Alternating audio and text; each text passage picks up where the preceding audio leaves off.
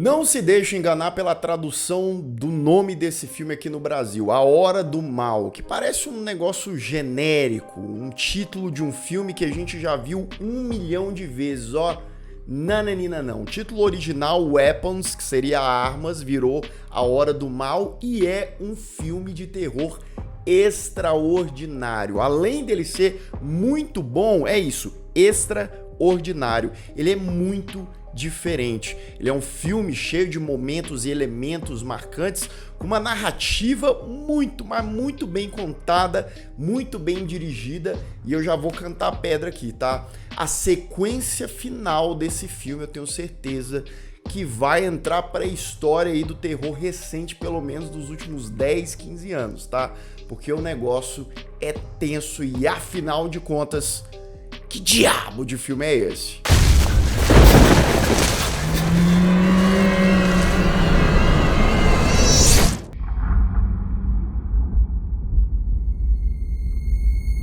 Sejam todos muito bem-vindos a mais um Refúgio Cult, meus amigos, hoje pra gente falar de Weapons ou A Hora do Mal, filme que estreou recentemente nos cinemas, que já tá sendo bastante comentado aí, muita gente gostando, ainda bem, mas é aquilo, né? Traduzem pra Hora do Mal, que é sim um título genérico e tal, parece um filme muito tradicional de terror, um filme qualquer. E eu acho que, obviamente, né, é uma escolha de marketing, é para ser um título popular, atrair gente pro cinema, o povo que tá passando no shopping, vamos ver A Hora do Mal, crianças ali envolvidas, não sei o quê, pois é. Mas isso pode ser um problema para pessoas que vão se decepcionar achando que é um filme de terror padrão, tradicional e ó, não é. O filme tem 2 horas, mais de 2 horas. Ele tem uma estrutura bem diferentona e a gente vai falar mais sobre isso aqui. E você já pensou em se tornar membro do Refúgio Cult? Receber esses vídeos em antecipado, ter acesso a lives exclusivas e outros conteúdos que só os membros têm acesso? Ó, link aqui na descrição. Considere se tornar um, que pode também ajudar muito, dar uma força pro canal. A Hora do Mal conta a história de uma pequena comunidade ali na Flórida. Simplesmente uma professora, Justine, vai dar a aula dela ali para crianças de 9, 10 anos de idade mais ou menos. Chega na sala de aula, só tem um menino. É uma sala de aula que tinha 18 alunos, cadê os outros 17 alunos? Bem, na noite anterior, exatamente às 2h17 da madrugada, a Hora do Mal, essas crianças, elas simplesmente fugiram de casa ali, ó, com os bracinhos abertos, correndo no meio das ruas, no meio da noite, ó, se escafederam, sumiram, desapareceram. Para onde elas foram? Como que elas estão? Tem alguém por trás disso? Por que que aquelas crianças daquela classe, daquela professora... Então, assim, são várias e várias e várias perguntas, né? Essa é a premissa básica de A Hora do Mal. E eu diria pra você que esse é mais ou menos a ponta do iceberg do que o filme vai contar pra gente, de toda a narrativa que ele vai costurar, de todos aqueles personagens que ele vai apresentar. A gente vai ter a perspectiva da Justine, da professora. Tem o Archer, que é pai de um dos meninos que sumiu, que tá revoltado, que culpa a professora.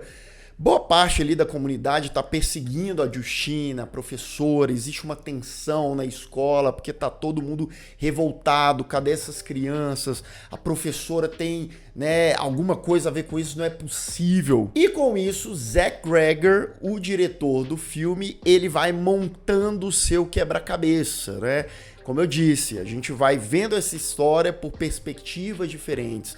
Primeiro pela perspectiva da professora, depois do pai, depois do policial, o Paul, que tem um certo envolvimento com a professora e tal. E por mais que você pense assim, nossa, tá mostrando pela perspectiva dessa pessoa, mas o que ela tem a ver? Mas aí o negócio vai costurando, a gente vai entendendo, vai deixando a trama mais intrigante, mais rica em detalhes, com aqueles personagens com mais personalidade. A gente vai conhecendo melhor eles, vai dando vida para aqueles acontecimentos, para aquela comunidade, como ela vai funcionando e como as coisas vão ficando cada vez mais estranhas, né? Por mais que talvez chegue um ponto no filme que você fala, ah, é para aí que o filme tá indo. Talvez demore um pouquinho para você chegar lá.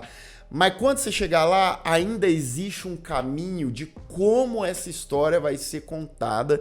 E eu te digo que, em grande parte, ela é muito bem dirigida e desenvolvida pelo Zach Rager, o diretor do filme. Leave the investigating to the investigators. É o mesmo diretor de Barbarian, Noites Brutais, que eu acho um filme legal.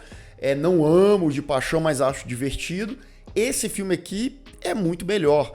Existe um amadurecimento em todos os sentidos do Zach Rager.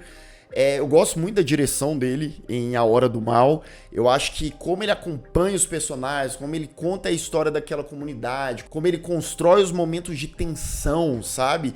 Às vezes com simplicidade, às vezes com silêncio, às vezes com um personagem no escuro caminhando ou correndo, ou uma porta no escuro com a câmera se aproximando, ou uma silhueta. Então ele vai trazendo esses momentos, não digo de uma forma revolucionária, mas de uma forma certeira para criar pontualmente esses pontos de intensidade, esses pontos de tensão.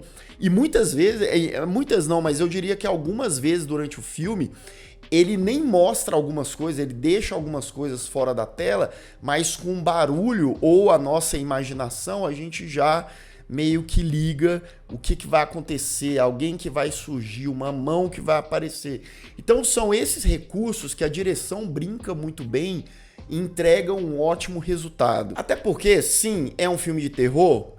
Tem vários elementos de terror, tem vários momentos que às vezes você não vai esperar, né? Do nada vai acontecer uma coisa brutal, uma coisa violenta, uma coisa ali gráfica. Porém, o filme ele tem espaçamentos, ou melhor dizendo, ele estaciona o elemento do terror para contar a história com um pouco mais de calma, com um pouco mais de detalhes, mais uma vez para a gente ter imersão na vida daqueles personagens, para eles se tornarem pontos de interesse para a gente assistir aquela trama. E eu fiquei bastante envolvido. São bons personagens, bom elenco, tá? O elenco tá muito bem. Josh Brolin, Julia Garner, Benedict Wong. Mas tem um nome, uma pessoa no elenco, a Amy Madigan, que é uma atriz que talvez você não conheça, não tenha ouvido falar. Ela rouba a cena. Quando ela aparece no filme, o negócio dá uma diferenciada. A gente tem vários filmes de terror atualmente, eu trago vários desses aqui pro canal, que não é só terror. Terror. Não, é terror, aí às vezes tem romance, às vezes tem comédia, às vezes tem drama, né? Porque o terror é isso, ele é bom porque ele consegue abranger um monte de coisa. Isso torna o terror muito fascinante. Esse filme, ele não é diferente, ele agrega várias coisas, né? Porque, como eu disse, tem espaçamentos, tem aquela coisa de estacionar um pouco do terror, depois voltar, e às vezes voltar com tudo. Mas é o quê? É um suspense, é um negócio investigativo, é uma comédia. O Zach Rager, desde lá do Barbarian, né? Ele faz esse equilíbrio de algo absurdo, de algo brutal, terror, né? Mas com uma naturalidade para comédia também, para uma coisa ali que organicamente ele flui para um negócio mais descontraído, para um negócio que talvez não era nem para você rir, mas você vai acabar rindo, entendeu? Mas, mais uma vez, é a intenção do diretor, faz parte do cinema dele, desde o outro filme. Nesse aqui também não é diferente, mas, de novo, tá? É na medida certa, é numa tonalidade que ela é consistente, que ela funciona. Que você pode até achar meio engraçadinho, mas não vai deixar de te incomodar ou de ser uma coisa ali sinistra. I don't understand at all. Why just her classroom? Why only hers? Inclusive, em termos de diálogos, de situações inusitadas, descontraídas, né?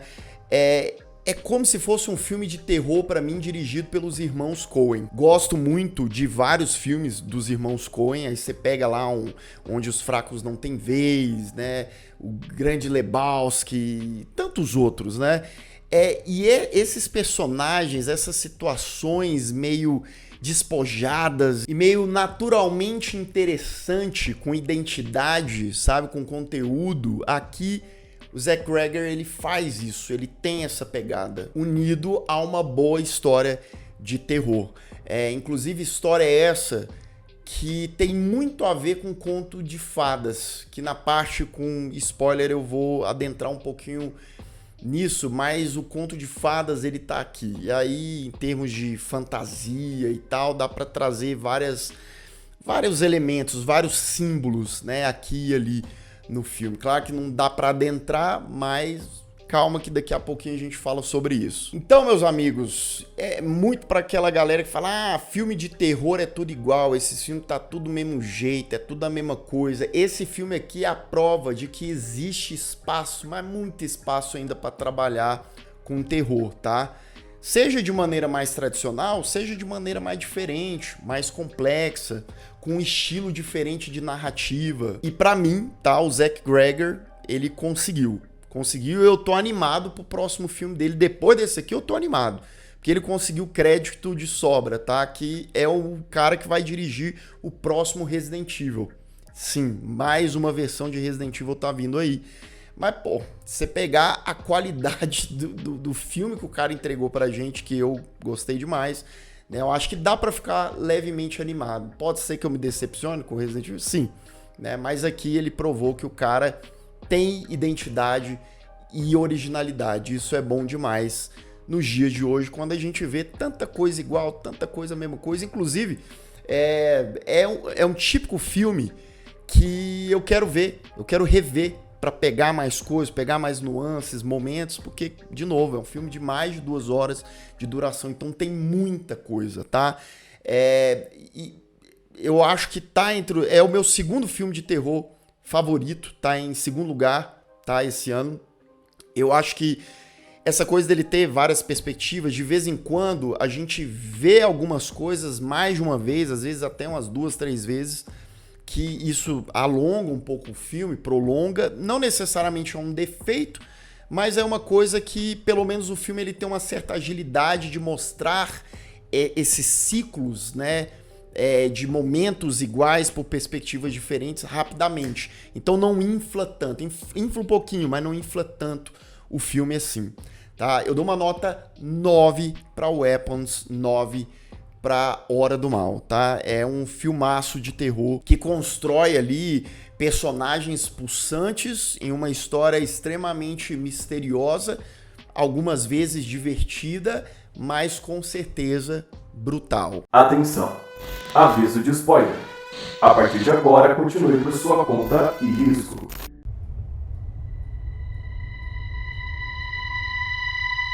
Bem, vamos lá. Muita coisa acontece, eu vou resumir o máximo que eu conseguir, né? A professora Justine, o pessoal tá achando que ela é culpada, que ela tem a ver com aquilo. O Archer, né, feito pelo Josh Brolin, que é um dos pais, né, culpa ela e tal. O pessoal pinta bruxa no carro dela, ela tá paranoica, coisa e tal. E tem o Alex, que é o único menininho que tá lá na sala, né? Os outros 17 daquela sala saiu 2h17 da manhã com os bracinhos abertos, correndo por aí e nunca mais. A professora, a Justine, ela passa a dar uma investigada, vai lá na casa do Alex, mesmo falando, o pessoal fala, ó, se afasta dele e tal. E ela olha na casa, os pais do Alex estão no escuro, aquela coisa bem bizarra, estão parados, parecendo uns bonecões, tem alguma coisa muito estranha acontecendo naquela casa. E pontualmente tem coisas estranhas que rolam, né? E são bons momentos pro terror. Por exemplo, quando a Justine tá espionando o carro dela, a casa do Alex, e aí anoitece, a porta abre, a Justine tá cochilando. O que parece ser a mãe do Alex sai meio torta, assim, cabaleando, e chega no carro, entra no carro da Justine e corta uma mecha de cabelo dela. Você fala, pra quê, né? Você pensa, pô, primeiro vai matar. E a direção dessa cena é muito boa, porque o Zach Gregor, o diretor, não mostra bem a mãe, né? Mostra mais a mão dela ali catando e depois indo embora. Depois da perspectiva da Justine, tem a perspectiva do Archer, do pai, né? Feito pelo Josh Brolin. E aí ele tá revoltado, ele tá investigando, ele faz uns mapeamentos, olha as fitas ali dos meninos e tal, e busca a todo custo. E, inclusive, ele tem um sonho sinistro ali com o filho dele, ele entra numa casa, ele enxerga um rifle gigante, né? Uma arma gigante marcando 2:17. E ele vê o filho dele deitado, e esse filho dele vira um palhaço. Então são elementos que parecem nonsense ali, mas depois eles têm uma lógica, um significado. Bem, quando o Archer ele vai lá tirar satisfação com a professora, com a Justine, eles estão num posto de gasolina lá, e de repente o diretor da escola, o Marcus, feito pelo Benedict Wong, vem correndo com os braços abertos, tipo os menininhos, com a cara de maluco, os olhão ali arregalado, e ele simplesmente ataca a Justine agressivamente, tá com a cara com sangue. É um negócio bem, sei lá, parece um GTA de terror, sabe? Os personagens desse filme, às vezes, eles estão numa lojinha, acontece um negócio, né? Um personagem tá vindo ali do nada atrás. Eles estão no meio da rua, acontece um negócio. Eles estão no posto de gasolina, acontece um negócio. E aí o Archer vai tentar ajudar a menina ali. E sempre nesses momentos de tensão, o filme quebra. Ele fala assim, ó, espera aí. Para algumas pessoas isso pode ser irritante, mas é muito interessante, né? Ele passa para a perspectiva do Paul, do policial, que pega lá o noiadinho, o cara lá, o James, o bandidinho, né, e se espeta com uma agulha de droga que tava no bolso do cara, e aí ele libera o cara porque a câmera que tá na viatura dele filmou tudo, mas no dia seguinte ou 2 dias depois, sei lá, esse cara reaparece na delegacia, e quando ele vai pra cima do cara ali, do lado de fora da delegacia, a gente vê pela perspectiva do Noia, do bandindinho ali, do James, que para comprar as coisas, para comprar as dorgas, os tóxicos, faz uns roubos e chega a entrar na casa do Alex, do menininho, que tá tudo tapado, tudo escuro, tudo bizarro lá. Os pais do menino parece que estão, sei lá, enfeitiçados, paralisados. E nesse rolê dele roubar umas coisas lá na casa do menino Alex, ele vai pro porão, e quem ele vê lá no porão? Ele vê as crianças que fugiram lá às 2:17 da madrugada. Ele vê que estão dando $50 mil para quem souber onde tá as crianças, né? E aí ele decide ligar pra polícia e tal. E aí quando ele ia lá pra delegacia, ele encontra o Paul segue ele, persegue ele vai pra floresta. O James, o Noia, ele enxerga um palhaço lá. O palhaço é a segunda vez que ele aparece, hein? Mas calma que a gente vai entender quem é esse palhaço, essa figura diabólica ali em forma de palhaço. Paul e James se unem, porque o James fala pro Paul, ó, eu sei cadê as crianças, hein? Tá lá na casa do menino e coisa e tal. E quando o policial vai até a casa, deixa o James na viatura, ele fica horas lá na casa, e quando ele sai da casa, ele já sai meio que enfeitiçado, tal qual os pais do Alex. E aí ele arrasta o James também lá pra dentro da casa, está à noite, e aí a gente vai pra outra perspectiva. Walk downstairs and into the dark. Vemos agora pela perspectiva do Marcus, o diretor, que conhece uma personagem peculiar, excêntrica, estranha, meio assustadora, Gladys. Uma mulher ali com cabelão vermelho, parecendo o cabelo do palhaço, com a maquiagem pesada, parecendo palhaço. Seria a Gladys a representação daquele palhaço? Eu te respondo que sim, né? Gladys é tia do Alex, do único menininho que sobrou lá da aula, né? Resumindo, Gladys, um certo dia, vai lá na casa do Marcos, do diretor, falar com ele. Coitado, tava lá vendo televisão de boa com o marido dele. A Gladys chega lá, ela tira uns gravetinhos, né, da mala dela, que são bruxaria, feitiçaria. Ela é uma bruxa, uma maluca, uma feiticeira. Só não é uma deusa, quer dizer, só se for um demônio, enfim, né? E ela pega ali o cabelinho e as coisinhas da galera, junta ali, pega um sanguinho dela, estilo bruxa mesmo, feiticeira, e ela consegue controlar as pessoas como se fossem armas para ela, como se fosse ali, né, para atacar outros da forma que ela quer, bem entende? E isso ela usa o Marcos para atacar o marido e matar violentamente o marido dele. É uma cena bem pesada, porque ele simplesmente com a cabeça, ele vai dando ali dando a cabeçada, calma, no marido dele, até sobrar um purê de beterraba, e aí depois ela pega o cabelinho da loirinha lá, da Justine, da professora, bota no graveto pra agora a arma dela, o Marcus, ir atrás e matar a Justine. E aí temos a cena, né, dele indo até o posto de gasolina, atacando a Justine, o Archer, né, brigando ali com ele. E depois vira um cabaré de cega, eles saem correndo e o Marcus, né, enfeitiçado, acaba sendo atropelado ali e vira outro purê de beterraba na rua. E aí a gente vai pra perspectiva de quem? Do Alex, do menininho, pra ver o que diabos está acontecendo naquela casa. Sim, Gladys é a tia do Alex.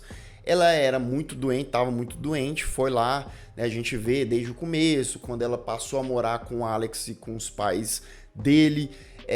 E ela é uma bruxa, uma feiticeira. Ela toma conta dos pais do Alex, né, enfeitiça eles ficam petrificados, porque é uma forma dela meio que sugar a energia vital deles e tentar ficar bem, porque ela tá com uma doença ali, que ela tá prestes a morrer, ela tá bem doente.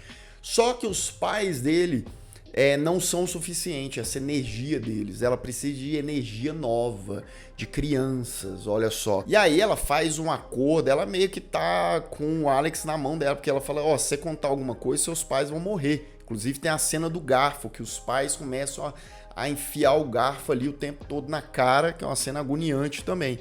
E aí ela faz, né, o Alex pegar objetos das crianças, que são os desenhos que eles fizeram, os 17 meninos, leva para ela, e aí ela, às 2h17 da madrugada, faz um ritualzão lá na casa do Alex, e as crianças vão chegando e vão indo pro porão para ela conseguir a força vital e acabar com a doença, etc. Entendido que né, aquela dinâmica, o mistério e coisa e tal, a gente vai para os momentos finais, a sequência final desse filme, que para mim, o filme já estava muito bom, mas ele eleva, porque esse final é muito bom. Essa catarse que o filme estava segurando, ela compensa, sabe, a espera que a gente estava tendo.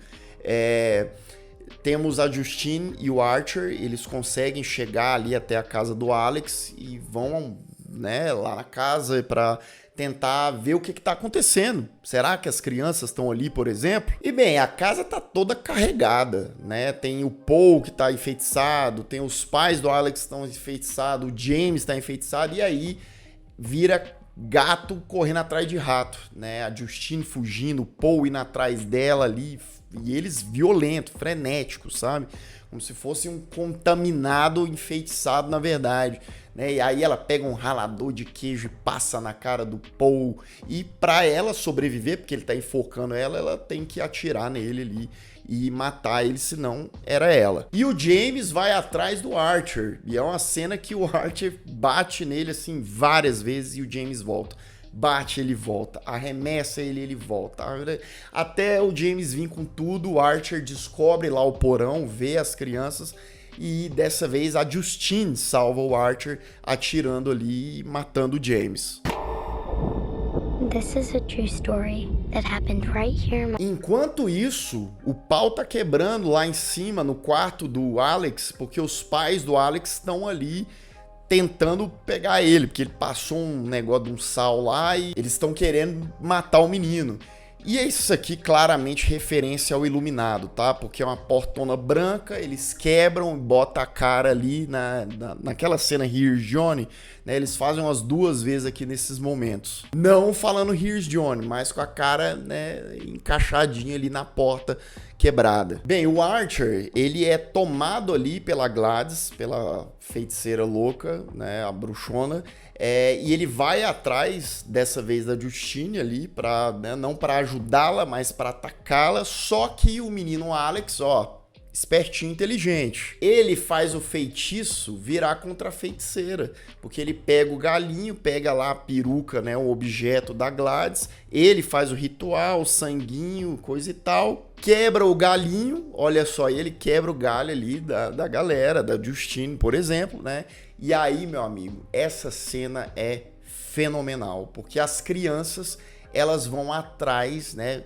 Lembra, o feitiço virou contra o feiticeiro. Elas vão atrás da Gladys. E aí, essa sequência é muito boa, muito de verdade. Por isso que eu acho que ela vai ficar marcada aí, tá? Na história recente do terror.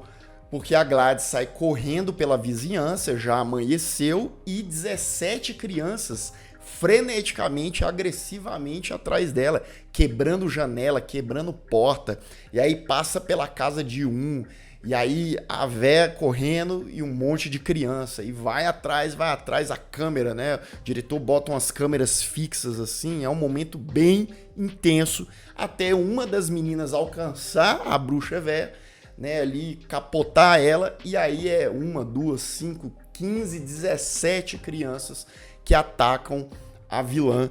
E não é uma cena, digamos, levinha não, tá? Eles simplesmente rasgam, eles destroçam, é como se fosse um monte de mini zumbi acabando com a vilã ali do filme. E com isso quebra, entre aspas, o feitiço, né?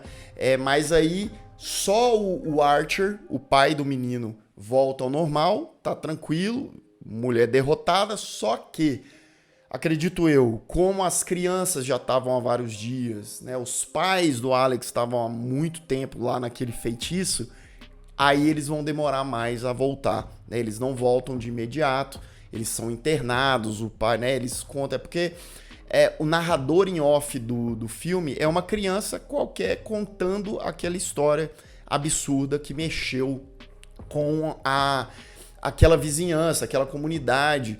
E é tipo um conto de fadas, né? Porque a bruxa são as crianças, é o João e Maria, as crianças indo até a casa da bruxa e depois as crianças se vingando da bruxa e acabando com a bruxa má. Tanto é que no momento brutal ali da cena do ataque, a trilha sonora é um negócio, uns sininhos, uma coisa bem de conto de fadas mesmo. Um conto de fadas que não acabou muito feliz não, porque muita gente morreu nesse meio do caminho. As crianças estavam num estado catatônico ainda, tá? Elas estavam ali, a narração fala, né, que passou, sei lá, 2 anos e algumas voltaram ao pouquinho falar, então era um processo que ainda ia perdurar. Aquela história ainda ia afetar aquelas famílias, aquelas crianças, aqueles pais, talvez pela vida toda, né? Fim de A Hora do Mal e Weapons, armas. E as armas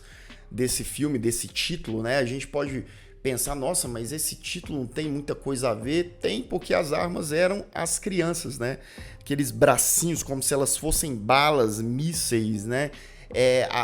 A feiticeira conseguia criar armas através das pessoas, seja, né, dos adultos ou das crianças que ela enfeitiçava ali para fazer o serviço sujo por ela. Uma história bem original, né, mostrando aí os dramas, os desaparecimentos, a tristeza dos personagens e tal, mas de uma maneira bastante complexa, ramificada e costurando tudo até a gente chegar nesse final catártico. E você, assistiu A Hora do Mal, assistiu Weapons? Que você achou do filme? Você gostou muito? Você não gostou? Conta aqui também a sua percepção. Ah, Lucas, eu não gostei por causa disso.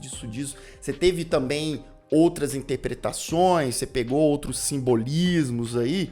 Deixa nos comentários. E se você ainda não é inscrito aqui no canal, se inscreva aqui embaixo, clique no sininho para receber todas as notificações, deixe o seu like, que ajuda muito o Refúgio Cult, e se torne membro, claro, se você puder e quiser, link aqui na descrição, que ajuda muito o canal também. E eu vou ficando por aqui. Caso você tenha perdido os últimos vídeos do canal, ó, estão aparecendo bem aqui do meu lado, é só clicar e assistir, caso o YouTube não tenha te mandado. Um grande abraço e até mais.